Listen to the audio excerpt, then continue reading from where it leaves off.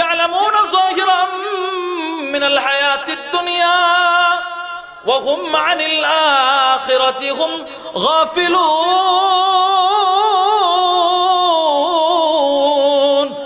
আল্লাহ তাআলা বলেন সূরাতুর রুম 21 নম্বর পারা 4 নম্বর পৃষ্ঠায় রব বলেন, পৃথিবীতে অনেক মানুষ এমন আছে যারা দুনিয়া বুঝবে দুনিয়া, ওরা দুনিয়া বুঝতে বুঝতে আখিরাত থেকে গাফিল হয়ে যাবে।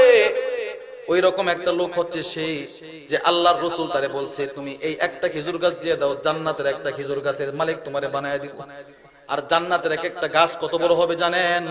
বুখারী শরীফের 3251 নম্বর হাদিস। হাদিসের বর্ণনাকারী হযরত আনাস বলেন, ইন্না ফিল জান্নাতি লাশাজারাতান, জান্নাতের এক একটা গাছ কত বড় হবে, ওয়াসিরুর রাকিবু ফি জিল্লিহা মিয়াতাম লা ইয়াকতাউহা।